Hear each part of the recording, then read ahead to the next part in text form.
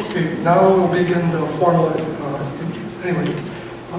very good preview, lots of accomplishments already summarized in those two citations.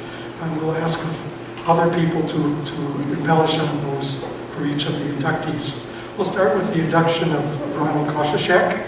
We have presentations by three colleagues. Becky Glass is the Deputy Director of the Labor Network for Sustainability. She will start the presentation, then turn it over directly to the next speaker, who will be Tom Dawson. He is currently the Wisconsin Assistant Attorney General. He was the former Wisconsin public intervener and worked with Ron when Ron was on the Citizen Advisory Committee. So they will talk about that a bit more. And the last speaker for Ron will be Tom Quinn, who is the Executive Director of the Wisconsin Farmers Union. Okay, at that point I would invite Becky Glass to come forward.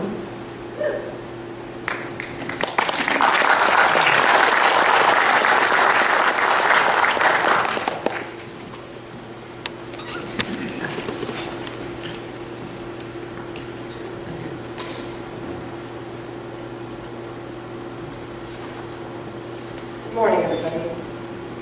I want to thank Joe. Everybody knows how much work he's done to get ready for today.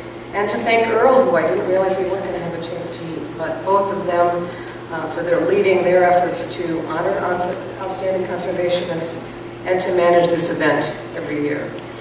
My name is Becky Glass, and I'm honored to be here speaking for Professor Ron Koshoshek. But before we talk about Ron, I just want to also congratulate the other two extraordinary conservationists who are being inducted today, Eugene Rourke and David Ladd, who I'm sorry can't be with us. As Joe said, I'm the Deputy Director of a national nonprofit organization called the Labor Network for Sustainability. We're devoted to drawing together workers and environmentalists around their common interest in addressing climate change. My husband Jim Hare and I are experiencing climate change on our farm where we raised our daughter, a grass-fed beef farm in the town of Prairie Farm in Barron County, Wisconsin. And Jim and my daughter Anne are both here today with us. Relative to many of you here, I've known Ron only a short time. I spent my entire adult life working in one way or another to try to protect and improve environmental policy in this country. I've never learned so much in a short period of time or been so inspired by another's leadership as in the time I've been in the trenches, so to speak, with Ron. Our whole family's been involved in his nomination. My husband Jim and I led the effort to nominate him, and both he and Amber have worked with me to pull together some of the special things for today's celebration. It's been fun doing the nomination, which we did several years back. It was putting that process together. We had the pleasure of meeting so many people whose lives have been influenced by Ron, students and colleagues and people at the Public Intervener's Office, all of whom are as pleased as we are to be able to honor this extraordinary man here today. Some of those people couldn't be with us today because they're out this first Saturday morning in May celebrating Ron's work in another way. You can guess how that is. Out on the trout streams that Ron has spent so much of his life protecting. Many of you who are here already know Ron's work, and I imagine that each of you could tell a pretty entertaining story about how you first met him. For me, the journey started in the spring of 2011 when the phone at our house rang around 10:30 at night. I picked it up, and hello, an unfamiliar voice said, I never heard of. Is this Becky Glass? This is Ron Koshoshek. I'm calling because I just got off the phone with your Roger neighbor, and he told me you'd still be up this late. Can we talk? So after about an hour, I knew that I was in for a different kind of a ride. Ron had heard about the role I was playing with a group of local citizens who were concerned about the new frac sand mining industry that was moving into our area, and he wanted to help us. That began what continued to be an ongoing intensive working relationship with Ron, through which I've been lucky enough to observe and experience firsthand his dedicated and effective role as a citizen activist. That working partnership has grown into a deep friendship. Jim and Amber and I are very happy to be here today with Ron, his wife Karen, his son Mark, and other family members and colleagues and fellow travelers. Ron doesn't like to brag about himself, so he's asked me and the other speakers who will speak after me to tell you who he is and how he became to be the dedicated citizen activist that he's been all his life. Julie Lasso went through these when she did the citation, so I'm not going to spend a lot of time on them, but just want to mention again that Ron's been recognized a number of times for his extraordinary leadership. In '76, the U.S. Soil Conservation Award. He was awarded in 1984, the Wildlife Federation awarded him Conservationist of the Year, citing the Lowe's Creek case, which you'll hear more about this morning. In 1985, Trout Unlimited, Wisconsin Trout Unlimited, awarded him its Golden Trout Award for defending cold water resources in the state. In 1987, he received the Excellence in Public Service Award from the UW-Eau Claire for contributing to the quality of life of all citizens of the state. And in '88, he was one of the first recipients of the Wisconsin Idea Award of the Center for Natural Resources at UW-Madison. The Lowe's Creek Award was particularly extraordinary because very few regular citizens get that award. It's usually given to senators and governors. And Ron's one of the few citizen activists who has that award. Ron asked me to tell you a little about his history, the awakening of his environmental concern, and what led him to spend his life advocating for and inspiring citizen activism. He describes himself as a lifelong conservationist, fly fisherman, and grouse hunter. He grew up on the clean, beautiful streams of Wisconsin, fishing with his dad. He graduated from college in 1959 with a major in philosophy and minors in history, foreign languages, and education. He wasn't sure what he wanted to do with his life, and he decided to take a year and work on his family's farm. That course changed when, after a few months on the farm, Regis High School in Eau Claire called and asked him to teach American history for that season. He went to work teaching American history from a philosophical issue perspective, and many of the students began meeting with him after school in discussions about a wide range of philosophical issues. He loved it and knew then that teaching was what he wanted to do in his life, and in the course of the next number of years, many students had similar experience to those students back at Regis High. Off to Fordham then he went to the PhD program in the fall of 1960, and in 1962, Fordham offered him the opportunity to become the first lay instructor to teach philosophy in Fordham's undergraduate college. Over the next few years, both the philosophical and practical underpinnings of his activism developed. In 1967, he took a position at Dartmouth College. While there, he spent a lot of time, as much time as he could, I imagine, fishing in the streams and woods of the Dartmouth Grant, a 27,000-acre wilderness area in northern New Hampshire. One day, he caught one fish, which was oddly disturbing. It was the only fish he caught that day, and it was a brook trout with a large head, looked like about a 7-year-old, but a small tail and body, about the size of a 2-year-old. He went looking for why, what was wrong with that fish, and a biologist at Dartmouth explained that this was typical of what few trout were left in the streams of the Dartmouth Grant because of acid rain. It turns out that this kind of a fish, the head grows based on genetics, so it was a normal-sized head. Its body grows based on nutrition, and the acid rain was destroying the natural nutrition for fish in the streams. A year or so later, in '68, while fishing on a tributary to the Connecticut River, he noticed that all the planted trout, I think 10 to pretty good-sized trout, had boils. When he asked about that, he was told that that was because of the chemical contamination from barrels of waste material from the old textile industry. In 1969, Ron returned to Eau Claire as an assistant philosophy professor at the UW-DC. When he went trout fishing in Elk Creek, where he'd been fly fishing with his dad over the years when he was growing up, he hooked a large trout, and he was working on bringing it in. It surged into a small indentation in the bank, swam down into a small pool, and then it came up belly up, struggling. He revived it, and then he walked upstream to take a look and see what happened. And what he found along the bank of the stream in an indentation were discarded fertilizer bags that were leaking into the stream. So his concern for the trout streams was growing. In 1972, he founded the Ojibwe chapter of Trout Unlimited, now the Clearwater chapter. Julie told you he served from '76 until he was appointed the Public Intervenor Office in '79, and he also served on the National Board of Directors of John Unlimited. In 1974, he was introduced to his first big issue by Art Schroeder, the Clare County Game Warden. Art asked if Ron was interested in doing something about the damages to trout streams that were resulting from road and bridge construction. Those projects were causing sediments from the exposed roadside ditches rode into the streams. Open areas exposed to the elements with no seeding or other erosion control measures. Art said it was illegal, but the DNR wasn't going to do anything about it.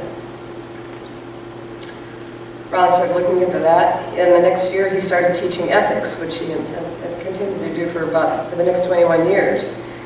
By 1976, his research confirmed Art's belief, and so Ron formally requested that then DNR Secretary Tony Earl do something about it.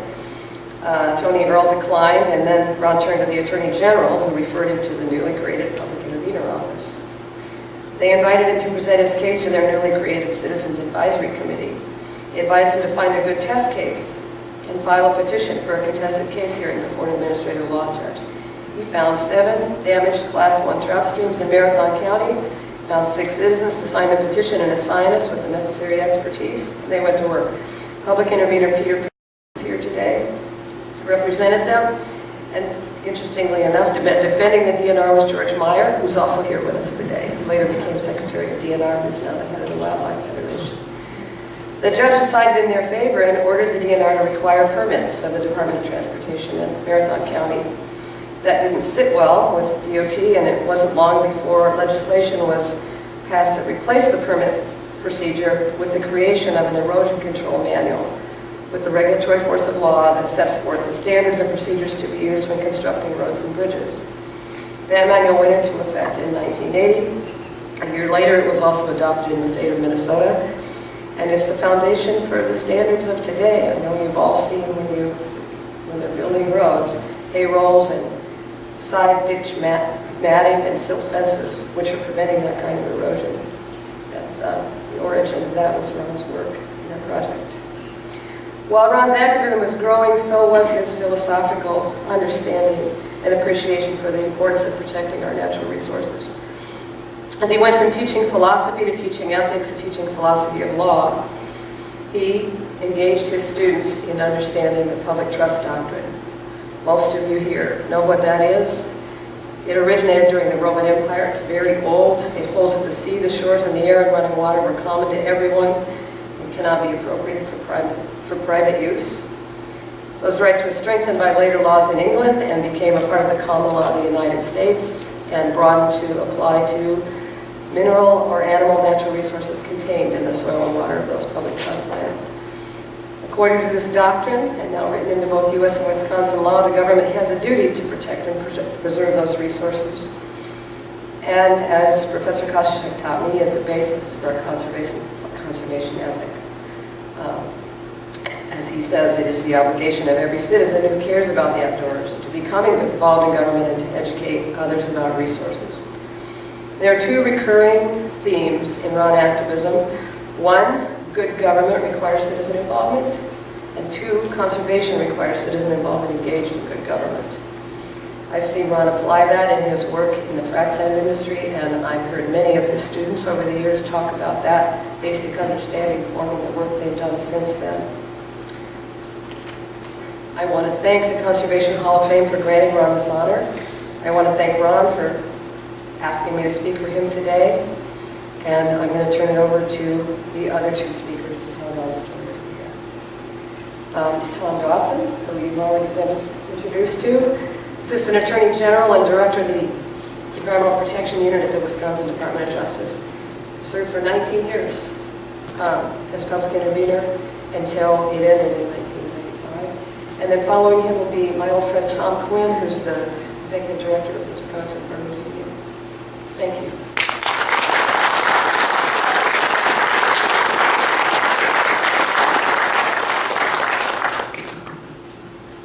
I too want to congratulate the other, all the inductees, David Ladd and Gene. Congratulations. I've known Gene for a long time as well. Several years ago, I was honored to give a testimonial in this room for Conservation Hall of Fame member Chuck Stoddard. I am equally honored to give this testimonial for Ron.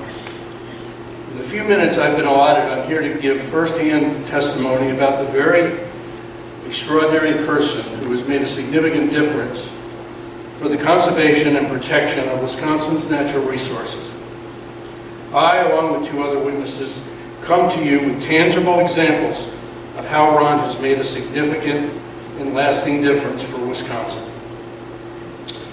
I present you with two early examples building on the presentation given by Becky about the highway erosion action taken by Ron. I first met Ron during that entry into the public intervenor office by Ron, asking for help on the erosion problem, even though Peter took over that particular case. I met him in 1976, shortly after I had been appointed as one of two public intervenors in the Wisconsin Department of Justice, my partner then being Peter Koshoshek, my later partner being Kathleen Falk, who is also here today. The intervener's job was to take legal actions for the protection of public rights in the waters and natural resources of the state, and Ron was directed to our office as a concerned citizen in that first effort described by Becky. Second example. In 1976, the city of Eau Claire filed an application to DNR to construct a landfill in Seymour, Wisconsin, just east of Eau Claire. The landfill was to be built in 30 feet of pure sand, located on the bank of 7 Mile Creek, a pristine trout stream. You're going to hear that word, trout stream, quite often in the context of Ron Koshoshek. The DNR intended to issue the permit based on little engineering and a policy then called natural attenuation, a version that I regard as the solution to pollution is dilution. It meant that the landfill leachate would move toward the groundwater that fed the creek. Again, Ron did the work and the research on the stream. He studied the stream's aquatic invertebrates and the genetics of the unique species of brook trout in the stream. And Ron took that information along with the town of Seymour chairman and the head of the newly created Altoona Lake District to a meeting of the Public Intervenor Citizen Advisory Committee. Based on the sound work done by Ron, like the sound work he did in that other case that Becky described, the committee took on the case. This time I had the honor to petition for a hearing on the landfill application. We obtained a top landfill engineer from the University of Wisconsin as our expert. Ultimately, we prevailed. The result was the first fully engineered solid waste landfill in the state of Wisconsin. That victory was followed by our successful efforts to reform Wisconsin's solid waste law and adoption of regulations requiring landfill liners and leachate collection systems. Example number 2, Lois Creek. Becky mentioned Lois Creek. Lois Creek is a Class 2 trout stream. It flows north about 15 miles to Eau Claire and then east to the Chippewa River. Around 1977 to 78, Ron fished a section of Lois Creek that he had successfully fished years before. He caught nothing.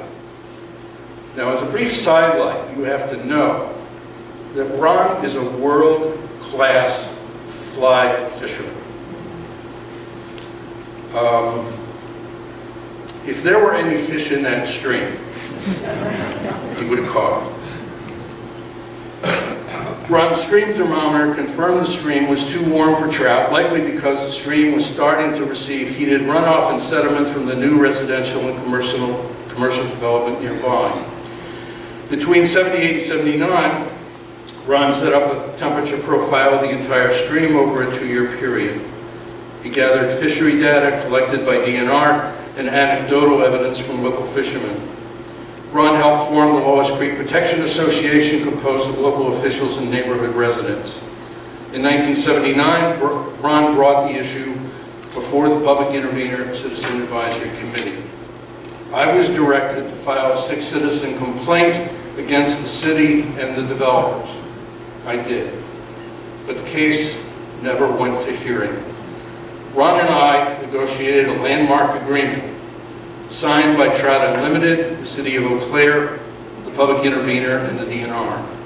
The city agreed to effectively control all stormwater runoff to pre-development levels. Today, Ron gladly will give you a tour of the numerous neighborhood runoff ponds that have been built to capture, hold, and infiltrate all stormwater in both residential and commercial areas near Lois Creek. Lois Creek Park was created with trails and bikeways to further shield the creek from the impacts of development. Today, the stream remains alive and well on the southern skirts of the city. The agreement was the precursor for stormwater control regulations later to be adopted for residential and commercial development. Now, by this time, it became evident that Ron was an up-and-coming leader in the conservation and environmental movement of the 1970s and 80s.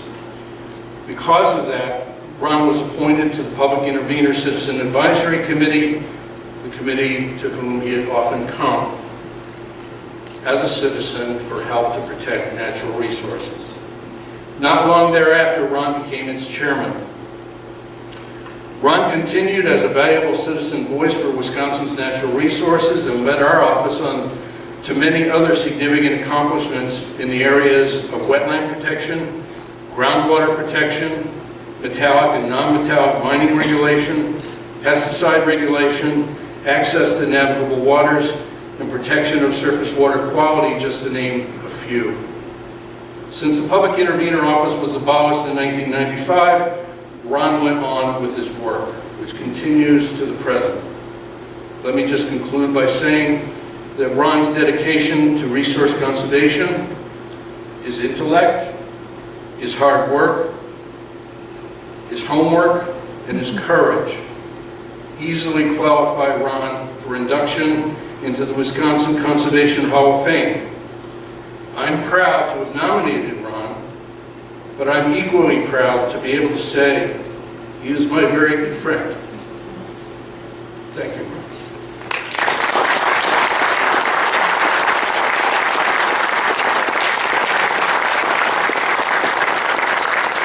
I now introduce Tom Quinn, Executive Director of the Farmers Union.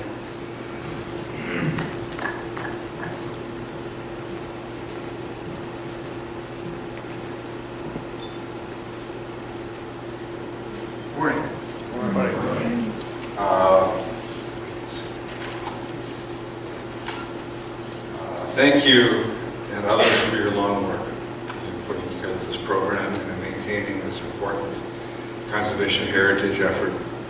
I'm really honored to be part of today's ceremony and to join the other presenters. Particularly to honor a friend who has been a real inspiration to me and to many others. I'm Tom Quinn. I'm the Executive Director of the Wisconsin Farmers Union. We're an organization started in the 1930s. At that time, strongly committed to promoting conservation practices amongst in agriculture. We still maintain that ethic, and we are, I think, in the process of trying to reestablish and rejuvenate our voice in promoting and partnering with you in that kind of a project. When I was young and I first did some training in community organizing, the first thing they tell you is that organizing is all about personal contact. And say, you know, when you meet someone for the first time, you always make up a story about them. You know, you sort of imagine certain things about them based on what they tell you and what their mannerisms are, where they come from. But then you find out, and you need to remember, that their story, when they tell it, is always much, much more interesting than the one you made up for them. And nowhere in the world is that more true can tell you, just asking some questions about his story and then learning what the real story was. And there are things that we've talked about earlier tonight and others that he haven't been mentioned, including Ron's early career as a violinist, which I won't get into. But my friendship with Ron began only about 4 years ago, but it has encompassed what has become and promised to continue to be one of the state's most rapidly emerging environmental concerns: the development and expansion of the frac sand industrial mining complex in west central Wisconsin. A development that is impacting hundreds of local communities, tens of thousands of acres of land, and the health and quality of life of many of our citizens. And a development that will likely be with us for a very long time.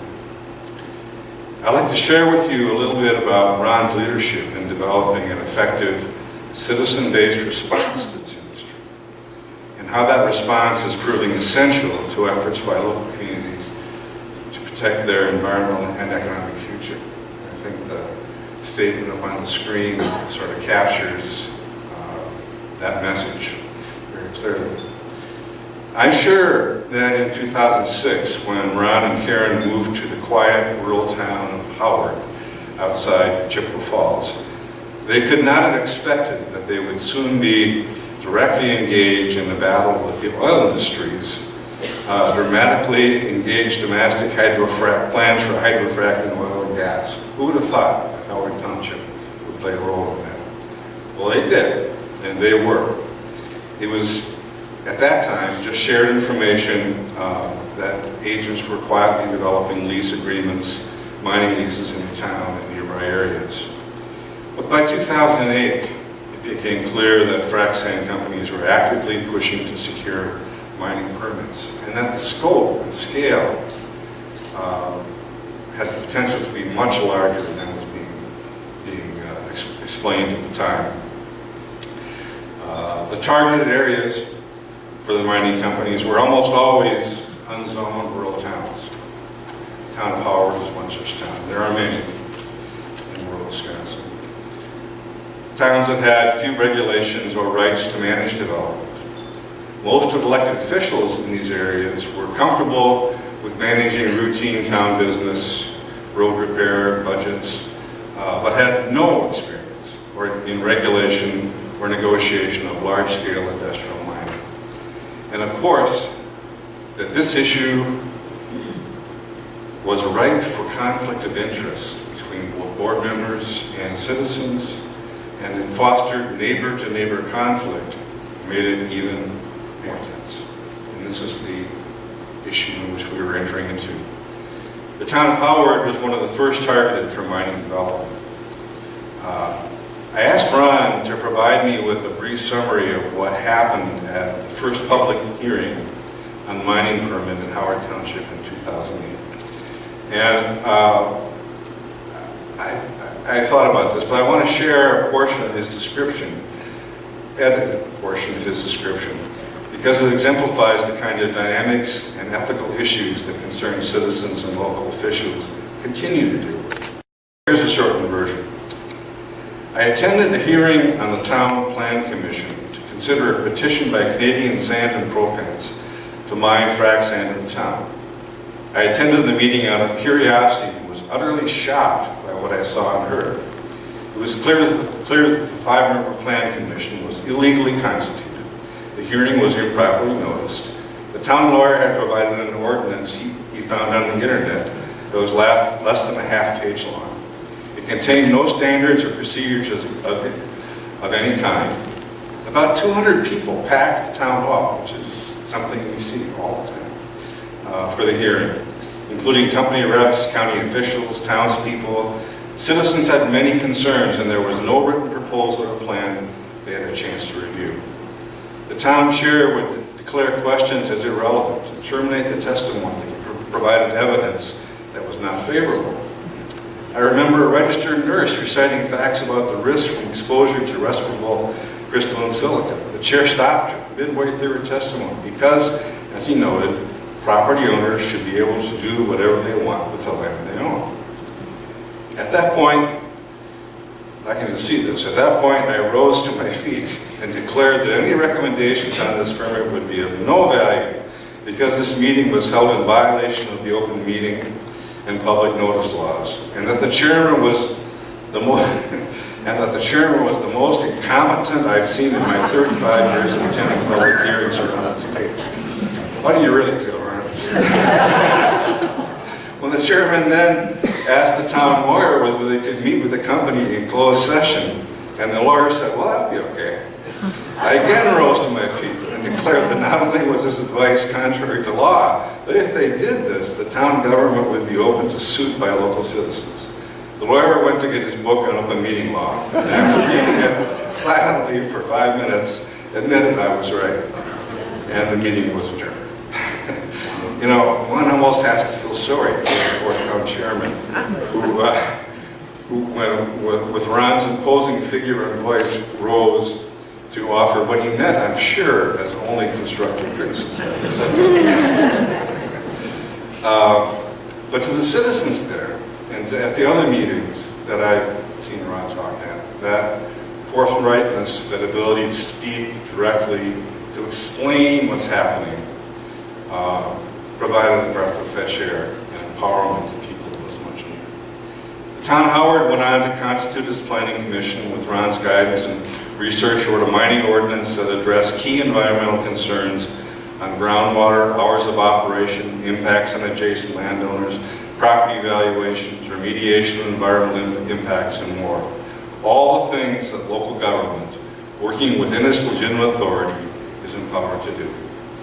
Paul Kent, who's here today, provided the fine-tuning of the language, and together they negotiated a developer's agreement with EOG, a large company that recently purchased the mine. This planning process and ordinance draft became a template for other towns across the region to model.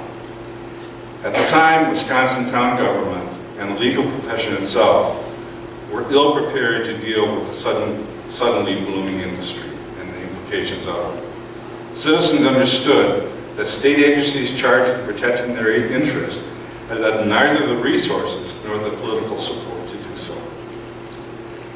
Local governments, with all their flaws, would need to step up.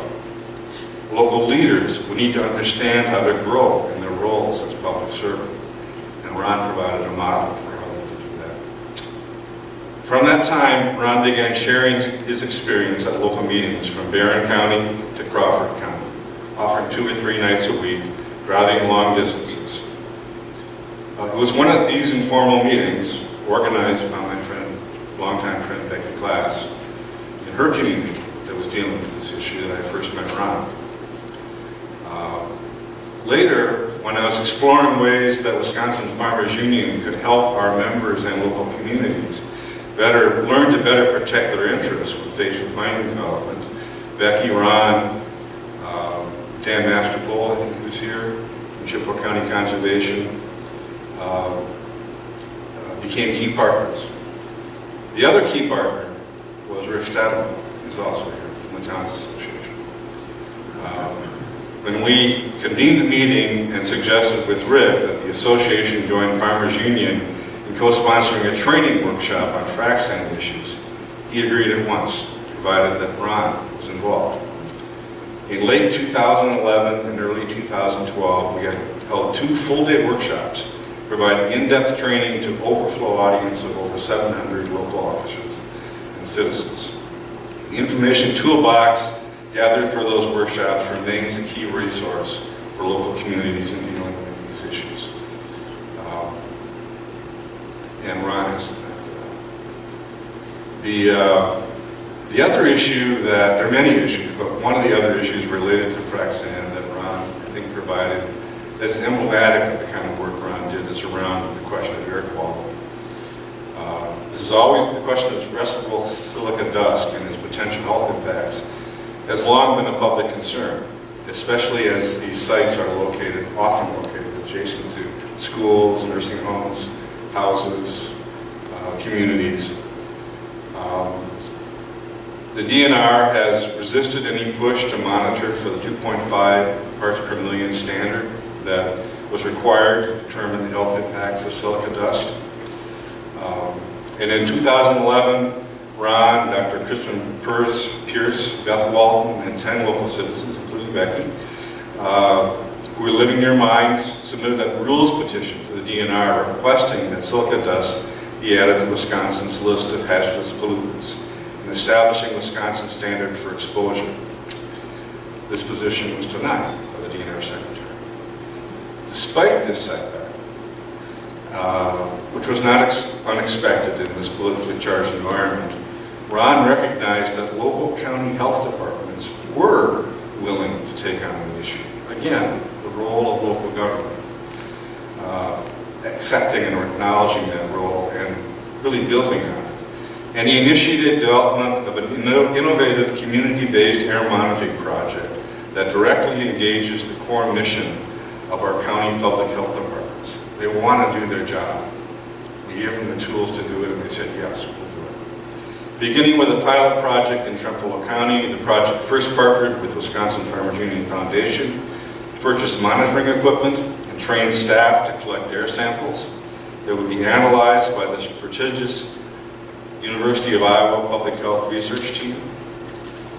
Health departments in 12 counties have since cooperated to receive independent grant funding and will be initiating a full-scale program with the University of Iowa this summer to do citizen and community-based monitoring based on good scientific information. And we will know whether silica dust is a hazard or not.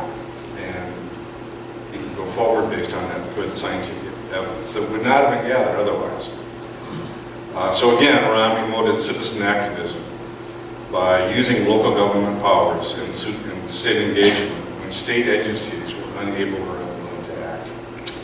Let me close with just a couple of personal comments. The expansion of frac sand mining is tied closely to the larger issues of energy policy and ultimately even how we address climate change. Frac sand mining can be seen through a somewhat different lens than is usual, perhaps, in discussions about conservation of special and natural places. What it is about is protecting specific environmental, while it is about, protecting specific environmental elements, it is much also about protecting the character of our landscape. The things that give us our community's identity and provide connection to work, family, place, and nature. These issues engender deep discussions, often conflicting and deep divisions about what a rural community is all about. Ron's work on this issue truly reflects the citizen action theme of this year's award. Historian Lawrence Goodwin argues that successful mass movements must provide participants with a hands-on opportunity to experiment in democracy, to wrestle with concepts of shared values, test innovative solutions. Ron's tireless work to provide citizens with the power to organize effectively around local government and policy development, to create innovative ways for citizens to participate in high-level research on scientific issues that affects their lives, exemplifies its value. The boom and bust of sand mining will force hundreds of communities thousands of citizens to struggle with key issues of economic, social, and environmental benefits and cost. Each will respond differently, but important community leadership lessons will be learned. One night, driving home late from a meeting, Ron and I stopped for pie, both love pie, at the Norski Ignacio, and I think we brought some home for Karen and Helen, my wife, also. But we were talking, and it was one of those meetings where, the town board seemed really reluctant to engage the citizens in a fruitful debate, a lot of hesitancy, and kind of discouraging. And I asked him if he considered himself, after all these years, more of a pessimist or an optimist. And he just said with a laugh, well, we don't have much choice, really, but it does get hard. And it reminded me of a quote, a Russian quote that I heard in another country where it's difficult to be optimistic sometimes. where they said that in Russia, you know, a pessimist is someone who says, "Boy, things are bad and they can't get any worse." An optimist says, "Oh, yes, they can."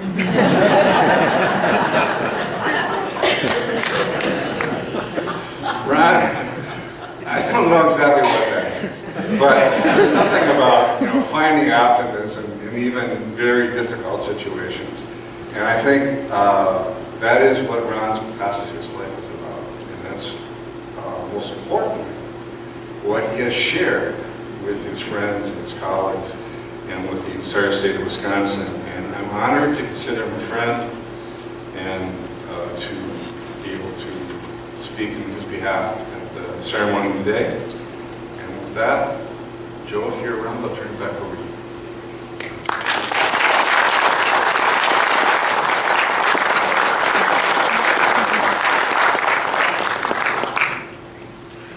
I'd like to thank the speakers for telling us all about Ron and his great accomplishments. A quick aside, for many years, about 25 years, I taught a class called Environmental Issues Investigation and Action at our university, and there might even be some of my students here in the class or in the audience. Anyway, as I listened to the testimony of your great accomplishments, I realized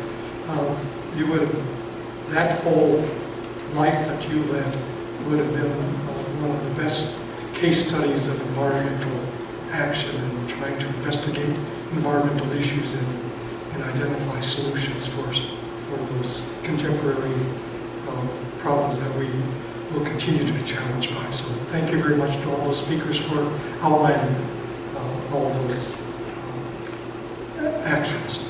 At this point, I'd like Ron to come up and we'll unveil the plaque, and then we'll ask Ron to come up and in a sense, receive the award, and then give him a little bit of time to speak following up. So we'll do the unveiling. Ron, could you help with that? You got a couple runs there. So as I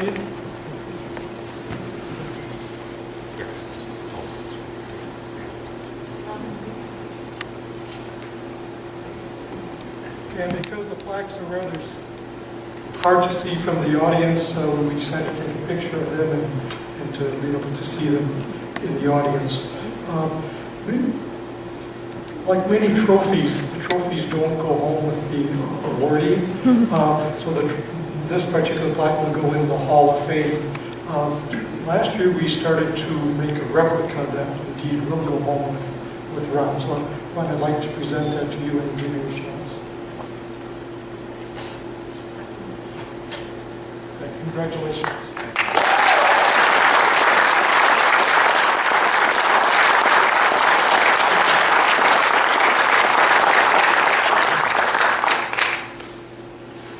I make a promise. I will not speak at great length, but it's impossible to stop my mouth from moving whenever I get a chance to speak about things that matter to me. I'm really greatly honored by this induction into the Wisconsin Conservation Hall of Fame, not only because of such legendary figures as John Muir and Alva Leopold, whose books have been a standard in my environmental ethics classes over the years, but also because three of my good friends are already enshrined. Robert Hunt, who I worked in the 70s on habitat projects and had great disagreements about how to construct boom covers.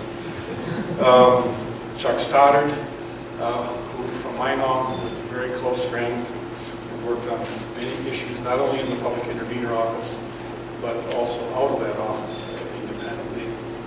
And then Martin Hansen from Mellon, whose position on the public intervenor advisory I took when he became ill and was unable to travel so far to Madison to get to do the work. I am grateful beyond words for the introductions I received from Becky and Tom Dawson and Tom Quinn. And especially for the feelings they emitted. It meant a lot to me. If I might if you might bear with me a little bit, I'd like to reflect on the 45 years of the course of my citizen advocacy that began in 1969 and continues to this day, but maybe I don't know how much longer I'm wearing out. The DNR was created in 1967 by joining two agencies, the Department of Development and the Fish and Game Commission. Citizen boards were a common component in many agencies of Wisconsin government. And when DNR was created, the citizen board was created and empowered to set policy in the 1970s to the Public Intervenor Office. I could not have done that without an institutionalized citizen board like the Public Intervenor Board, or even, for that matter, like the DNR board. Again, a citizen board empowered with authority to guide an agency. 1976 to 1995 was what I would call the golden age of conservation in Wisconsin. That was due to the fact that we had a conservation voice instituted in the two agencies that together, despite their adversarial mode, had to cooperate in order to conserve and sustain our natural resource for future generations. In fact, Wisconsin became famous because of the institutionalization of the citizen voice for conservation within government itself. In the early 1980s, New Zealand, not to get too far off track here, New Zealand federalized its waters and its forests. And they did so in order to infuse science in the management of their lands and their waters. They essentially took away or disenfranchised the former local citizen groups called, at the time, acclimatization societies in New Zealand. And there was tremendous unrest because of taking away management of lands and forests and waters by these local groups. So they knew of the Wisconsin system.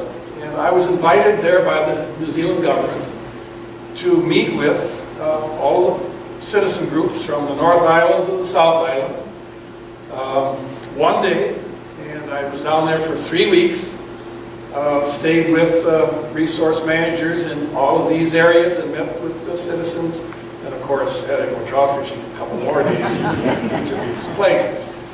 That was the first of 4 visits to New Zealand. But the reason was Wisconsin's worldwide reputation for active citizen voice, not just through the ballot box, but institutionalized in the very governance of our major conservation agencies. In 1995, that voice was silenced in the budget of Governor Tommy Thompson, and the office was abolished. In the 20 years since 1995, the citizen voice in conservation and natural resource management has been systematically weakened. Not only was the Public Intervenor Office abolished in that budget by Governor Thompson in 1995, but in that same budget, the DNR board authority was removed for choosing to hire or fire the administrator of the DNR. 20 years later, in the 2015 budget of Scott Walker, even more radical proposals are being suggested to severely silence the institutionalized voice for conservation. This budget, as it currently stands, removes authority of the Citizen DNR Board entirely, demotes it to simply an advisory body. It targets cuts in funding for scientific positions within DNR that are so necessary for conservation-oriented management.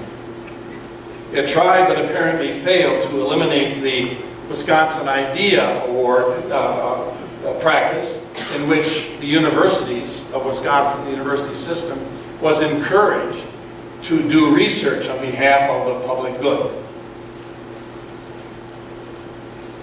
In fact, those currently placed in charge of the destiny of our state abhor even the language of conservation. What agency doesn't allow a citizen even to mention or utter the words climate change?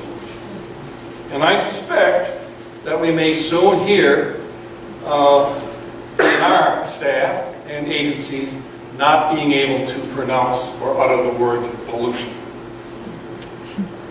Although the voice of conservation has fallen on hard times, there remains and continues to remain hope, a ray of hope. And in fact, I think I am very encouraged in the last 8 years by the energy and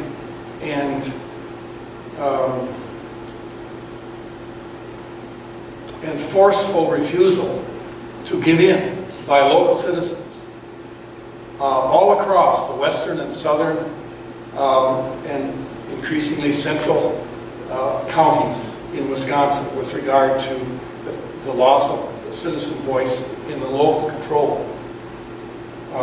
There is currently, as you may have heard, or at least you may know, there is a fear that in the budget, snuck in during the caucus prior to vote, not mentioned beforehand, there may be a provision that will preempt local control entirely or to some significant degree with regard to regulation of frac sand, industrial sand mining.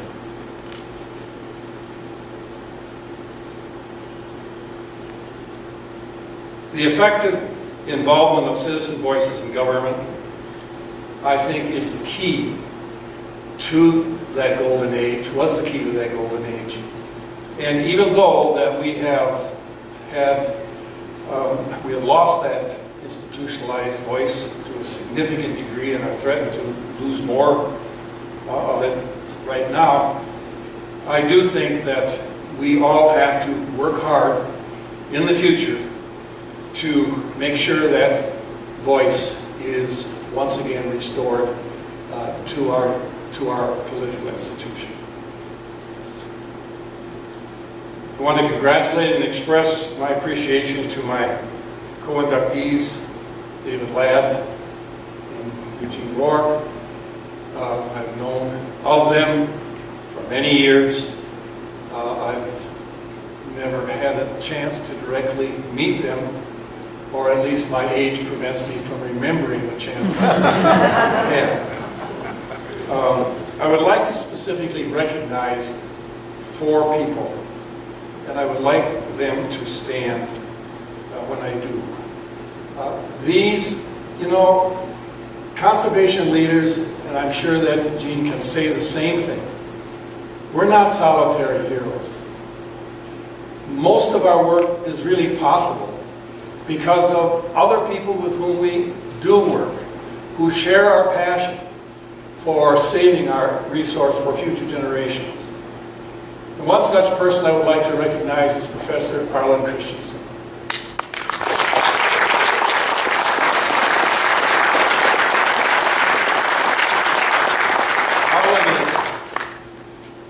You can sit, Arlen. I know it's... I didn't put a time frame on the stand. Arlen is rightly known as the father of the Public Intervenor Office. He also continued its work by establishing and overseeing a clinical internship program while that was in effect of 19 to 15 law students each semester that worked in the office and assisted in handling calls from citizen groups, educating citizens. And when the public intervener office was abolished, he created a private sector non-profit organization called Midwest Environmental Advocates, of which Kimberly Wright is here. Would you stand, Kimberly?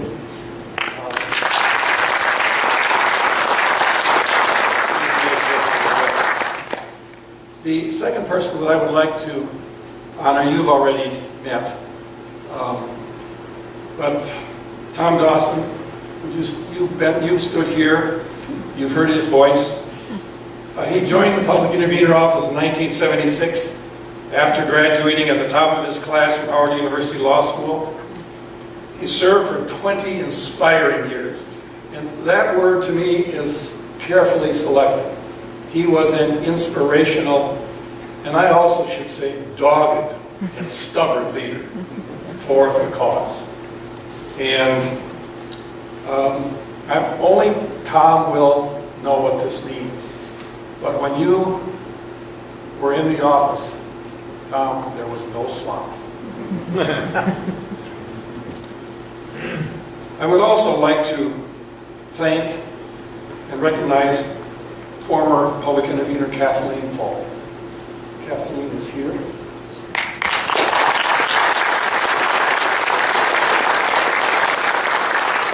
Kathleen was a philosophy major and graduate of Stanford University and got her law degree and went to work for Environmental Decade organization in the 80s. She was hired as an assistant AG and public intervener. I think it was in 1982, but it may have been 1981. I think it was 82. And served in that capacity until 1995. Kathleen subsequently served several years as the county executive of Dane County, carrying as much as 70% of the vote at the ballot box in each election cycle. In that position, she continued to foster an environmental ethic in Dane County by redesigning a development project, a redesign that was necessary for the protection of Black Earth Creek, a trout stream and she's a trout fisher. She also enabled the creation of an innovative bioengineering facility for handling animal waste manure. Since September in 2013, Kathleen has served as the Midwest Regional Director of the U.S. Department of Health and Human Services. I would also like to thank Peter Peschel. Peter here.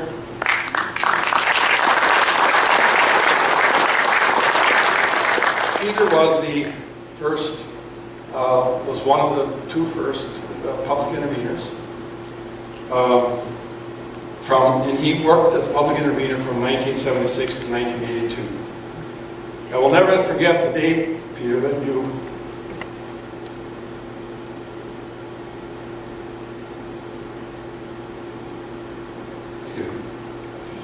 that he walked into my office and offered his help. From Peter, I learned a lesson I never forgot. It's this. He said to me, you need leverage to affect a favorable outcome in any negotiation. That's the advice in the grimy cheesecakes, we call it. Finally, I would like to thank my wife, Karen, for supporting me in good and bad times, for keeping my spirit focused and never discouraged.